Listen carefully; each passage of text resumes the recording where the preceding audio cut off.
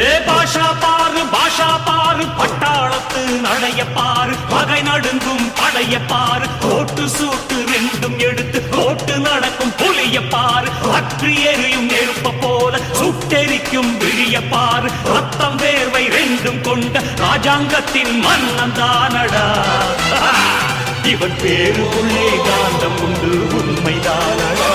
இவன் பேருக்குள்ளே காந்தம்